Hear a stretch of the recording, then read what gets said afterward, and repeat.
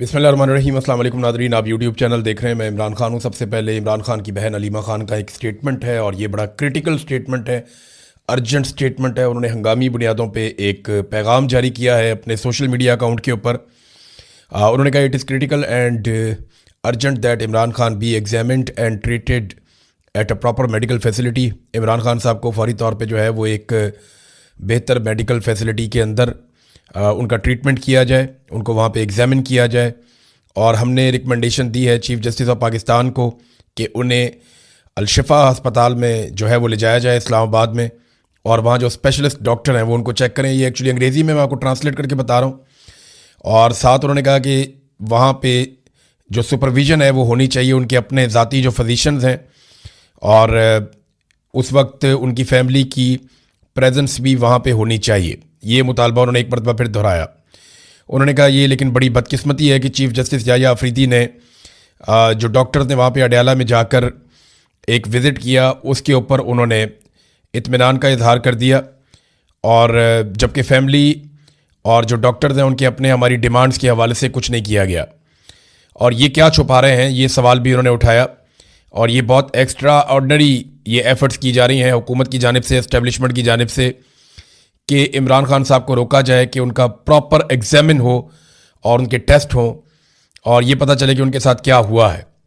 और वो डॉक्टर्स जिन पे इमरान खान साहब का एतमाद है और जो उनके अपने फैमिली के डॉक्टर हैं और जो ख़ुद वो उनकी फैमिली है, उनकी मौजूदगी में सारा कुछ हो, लेकिन इसको रोका जा रहा है।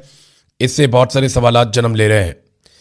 फिर उन्होंने ये बताया कि गवर्नमेंट और उनके मिनिस्टर्स ने क्या किया और किस तरीके से इंसिस्ट किया गया फैमिली को। लेकिन इमरान खान साहब के इलाज के हवाले से उन्होंने कहा जी कि कोई प्रॉपर केयर नहीं की जा रही, और इमरान खान साहब की सेफ्टी के हवाले से हमें कंसर्न्स हैं। और काफ़ी डिटेल के अंदर उन्होंने ये लिखा। फिर जो पिम्स के डॉक्टर्स गए, जो अलशिफा के डॉक्टर्स गए, उसके बारे में लिखा। फिर ये भी बताया कि वज़रा जो है वो गुमराह कन प्रोपेगेंडा कर रहे हैं कि फैमिली ने इमरान खान साहब के इलाज को रुकवाया या ताख़ीर की। ऐसा कुछ नहीं है, बल्कि हमारे साथ धोखा किया गया और एक रिपोर्ट और जमा करवा दी गई।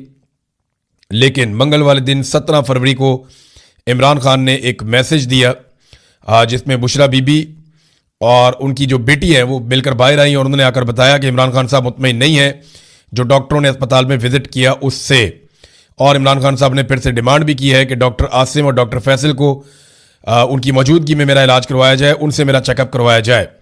उन्होंने कहा हम रिजेक्ट करते हैं any medical report drawn up as a result of examination conducted in the absence of Imran Khan personal physicians and family members. हम ऐसी हर मेडिकल रिपोर्ट को मुकम्मल तौर पे मुस्तरद करते हैं जो इमरान खान साहब की फैमिली और ज़ाती मुआलिजीन की मौजूदगी के बगैर बनाई गई है। और साथ उन्होंने आखिर में एक मरतबा फिर कैपिटल वर्ड्स के अंदर लिखा, और urgency is of the utmost importance, कि ये बहुत ही अहम और इम्पॉर्टेंट मामला है और इसको फौरी तौर पर टैकल किया जाना चाहिए। अब ये उन्होंने किसको कहा? देखें, फील्ड मार्शल तो इनकी बात सुन नहीं रहे, ना कोई और दुनिया में इनकी बात सुन रहा है। एक्चुअली अलीमा खानम ने ये पैगाम पूरी दुनिया की इंसानी हकूक़ की तंजीमों के लिए, दुनिया भर के मीडिया इदारों के लिए और दुनिया भर के उन लोगों के लिए जो इमरान खान साहब को सपोर्ट करते हैं उनके लिए जारी किया है, और पूरी दुनिया को बताया है कि सिचुएशन क्या है। और पूरी सिचुएशन को चंद पैराग्राफ के अंदर लिख कर उन्होंने रिपोर्ट कर दिया है। इमरान खान साहब को अब अस्पताल के अंदर ले जाया जाएगा और उनको लाना पड़ेगा, क्योंकि जेल के अंदर जो ये इंजेक्शन लगने का अमल है ये बहुत मुश्किल है। ऐसा मुमकिन नहीं है कि जेल के अंदर ये बड़े आराम से हो जाए। ये इमरान खान साहब को अस्पताल ही लाना पड़ेगा, और ये किस अस्पताल में लेकर जाएंगे इसके बारे में हम कुछ कह नहीं सकते। फैमिली जो है वो अलशिफा इंटरनेशनल हॉस्पिटल इस्लामाबाद के बारे में बज़िद है, वो कहते हैं वहीं पर लेकर आए, क्योंकि वहाँ पर सबसे ज़्यादा फैसिलिटीज़ हैं। यानी अडयाला जेल के करीब जिस अस्पताल में सबसे ज़्यादा सहूलतें हैं, जो सबसे शानदार हॉस्पिटल है इस किस्म के मामलात में, वो अलशिफा इंटरनेशनल हॉस्पिटल है। लेकिन हुकूमत और एस्टेब्लिशमेंट कुछ और करना चाहती है, और वो नहीं चाहेंगे कि इमरान खान साहब मंजर-ए-आम पे आए या उनका कोई स्टेटमेंट सामने आए। तो ये एक अजीबोगरीब सिचुएशन है। दूसरी जानी पाकिस्तान तहरीक इंसाफ ने जो ऐलान किया कि इमरान खान रिहाई अमन फोर्स वो बनाएंगे, उसके हवाले से बिल्कुल खामोशी हो गई है। पाकिस्तान तहरीक इंसाफ के अंदर से ही मुखालफत पैदा हुई, और ये जो एक उम्मीद पैदा हो रही थी कि तहरीक इंसाफ एक नौजवानों की बड़ी फोर्स बनाएगी, जो इमरान खान साहब की आज़ादी के लिए कोई रोला शोला डालेंगे, लेकिन या कोई हिकमत अमली बनाएंगे। अभी फ़िलहाल उसके ऊपर खामोशी है। देखना यह है कि डिस्कशन के बाद ये काम किया जा सकता है या नहीं किया जा सकता, क्योंकि इमरान खान साहब को रिहा करवाने के लिए फ़ैसला तो सड़कों पे होगा, इमरान खान साहब कहते हैं, या फिर इमरान खान साहब को और उनकी फैमिली को डील करनी पड़ेगी, जिसके लिए इमरान खान साहब तैयार नहीं है। और जो शराइत इमरान खान साहब रखते हैं वो बड़ी सख्त है। अब देखें, ये एस्टेब्लिशमेंट ने सोचना है, इमरान खान की शराइत जितनी भी सख्त हो, पाकिस्तान को उनसे नुकसान नहीं पहुंचेगा। वो मांगते क्या है? वो कहते हैं आप फ्री एंड फेयर इलेक्शन आप करवा दें और आप हर मामले की इंक्वायरी करवाएं, या आप जुडिशल कमीशन बना दें, चाहे 9 मई है चाहे 26 नवंबर है, जो वाक़यात भी हुए उनकी आप तहकीकात प्रॉपर तरीके से करवा दें, इंसाफ और कानून के मुताबिक। अदालतों पे दबाव डालना छोड़ दें, बेगुनाह लोगों की कैद ख़त्म कर दें। और ये जो आपने मुदाखलत की हुई है सियासत के अंदर, हर चीज़ के अंदर, ये मुदाखलत ख़त्म कर दें, वो एस्टेब्लिशमेंट को कहते हैं। ये चीज़ें पाकिस्तान को डिलीवर करेंगी। लेकिन मुझे नहीं लगता कि इनका ऐसा कोई इरादा है एस्टेब्लिशमेंट का। जिस तरीके से पाकिस्तान में लग्जरी तैयारे आ रहे हैं, इन तैयारों के बारे में मैं चंद चीज़ें आपको बता दूं। एक तो ये बहुत तेज़ तैयारे हैं, ये बड़े लंबे ट्रैवल कर सकते हैं, यानी ये तैयारे तो छोटे हैं लेकिन ये बड़ा लंबा सफ़र कर सकते हैं। बाद तैयारे ऐसे होते हैं उनको बार बार फ्यूलिंग की ज़रूरत पड़ती है। ये उन मामलात से आगे के तैयारे हैं, इनकी रफ्तार भी अच्छी है, ये लग्जरी भी बहुत है, इनका सफ़र भी बहुत महफूज है। तो ये वो तैयारे हैं जो नॉर्मली लेकर भागने के काम आते हैं। अब जिस तरह एक तैयारा मंसूब किया जा रहा है, कभी मोहसिन नकवी से, कभी आर्मी चीफ से, कुछ और लोगों के पास भी पाकिस्तान में तैयारे हैं। वज़ीर आज़म जो हैं वो भी तैयारा रखते हैं, दीगर लोग भी तैयारा रखते हैं, सिंध वाले जो हैं उनके पास भी तैयारे हैं, जरदारी साहब जो हैं वो भी तैयारा इस्तेमाल कर सकते हैं। इसी तरह पंजाब में मरीम नवाज़ ने भी तैयारा हासिल कर लिया है। फैमिली के 10, 12, 15, 17 लोगों को लेकर निकलना उनके लिए भी कोई मसला नहीं होगा। ऐसा लगता है कि भागने की तैयारियां हैं, जिस तरह तैयारे ये इकट्ठे कर रहे हैं। बहरहाल इन तैयारों के पैसे किसने दिए, कहाँ से आया इतना पैसा?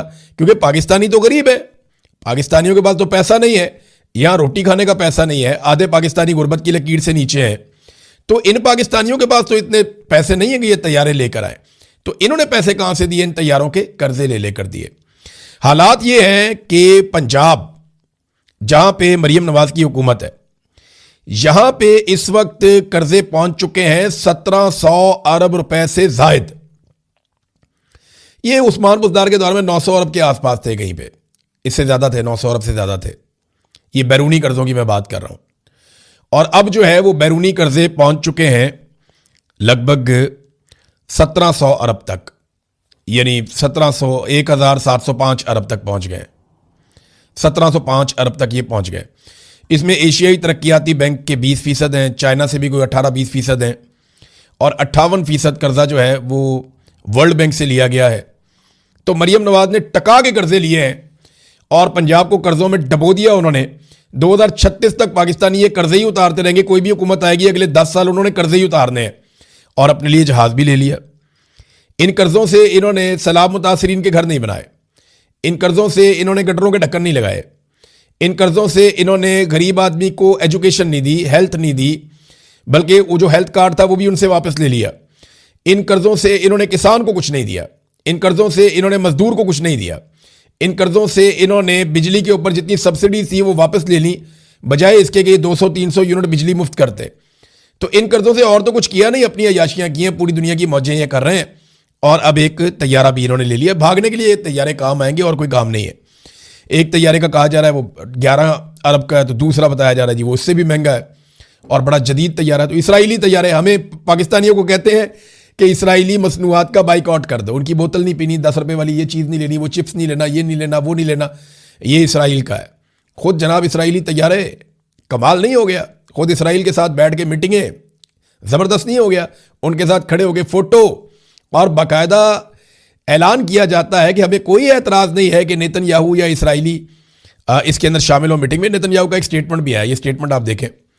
नेतन्याहू ने कुछ पोस्ट किए हैं प्राइम मिनिस्टर ऑफ इजराइल के अकाउंट से, और लुब्बे-लुबाब उनका ये है कि ये नेतन्याहू का साफ साफ ऐलान है कि एक ऐसा इत्तेहाद बन रहा है जिसमें अफ्रीका भी ममालिक भी होंगे, एशिया के ममालिक होंगे जिनका कुछ का वो नाम नहीं ले सकते। तो लाजमी बात है पाकिस्तान भी है उनमें, इंडिया का उन्होंने कहा जी इंडिया भी होगा, अरब ममालिक का उन्होंने कहा जी अरब ममालिक भी होंगे। फिर जनाब मुश्तरका कोई मफादात हैं जो होंगे, और बहुत सारे उन्होंने प्लान बताए नेतन्याहू ने। फिर नेतन्याहू ने कहा जी हम अभी नाम नहीं बता रहे, वक्त आने पे बताएंगे। फिर लेकिन एक ख्वाहिश का उन्होंने इजहार किया और बताया कि ये क्या करेंगे, ये शिया और सुन्नी मुसलमानों को जो है उनके खिलाफ लड़ेगा ये इत्तेहाद। ये भी उन्होंने कहा जो रेडिकल लोग हैं शिया और सुन्नी उनके खिलाफ ये लड़ेंगे। ये नेतन्याहू ने स्टेटमेंट दिया बाकायदा, और ये कहते हैं जी हमें कोई एतराज़ नहीं है। ये एक ऐसे बोर्ड ऑफ पीस के अंदर बैठे हुए हैं जिसे ताहिर अशरफी गज़ा बोर्ड कहते हैं, जिसमें गज़ा का कोई बंदा ही नहीं है, जिसमें फ़लस्तीन ही नहीं है। हाँ, उसमें इसराइल है, तो इसराइल जिस बोर्ड के अंदर शामिल है उसमें जाकर ये बैठ गए, और फ़लस्तीन के बारे में वो बोर्ड बना था लेकिन फ़लस्तीन उसके अंदर नहीं है, और इसके बारे में इन्होंने आवाज़ भी नहीं उठाई। सऊदी अरब जो है वो वक्तन फ़वक्तन आवाज़ उठाता है। अभी ग्रेटर इसराइल के हवाले से जो एक स्टेटमेंट इसराइल के अंदर जो अमरीकी सफ़ीर हैं उन्होंने जो स्टेटमेंट दिया उसके ऊपर सऊदी अरब ने अच्छा तगड़ा जवाब दिया, और लेकिन बाकी लोग जवाब नहीं देते। सऊदी अरब कहीं ना कहीं कुछ ना कुछ थोड़ा बहुत वो करता रहता है। अब नाज़रीन, असद कैसर साहब ने भी एक स्टेटमेंट देकर बताया कि पाकिस्तान पर जो बैरूनी कर्ज़ों का हुजम है वो गुज़िश्ता 3 सालों में, ये जो शहबाज शरीफ साहब को लाकर इंस्टॉल किया गया था, पहले पीडीएम की सरकार बनाई गई और उसके बाद पीडीएम 2 की सरकार बनाई गई, तो ये जो लाकर इंस्टॉल किया गया, एक दफ़ा जनरल बाजवा ने इंस्टॉल किया और दूसरी तरफ आसिम मुनीर ने इंस्टॉल किया, तो ये 3 बरसों के दौरान तकरीबन 84% पाकिस्तान के बैरूनी कर्ज़ों के हुजम में इजाफा हो गया। जो हमने दुनिया से बाहर से कर्जा लिया हुआ ना, उसमें 84% इजाफा हो गया है, यानी लगभग डबल हो गया कर्जे हमारे 3 साल में। जितना कर्जा हमने 75 साल में लिया उतना हमने 3 साल में ले लिया, लगभग उतना ही ले लिया। और बैरूनी कर्जों का जो मजमूई हुजम है वो 138 अरब डॉलर्स तक पहुंच गया है। अब एक बात आप जहन में रखें कि ये अभी भी कर्जे ले रहे हैं।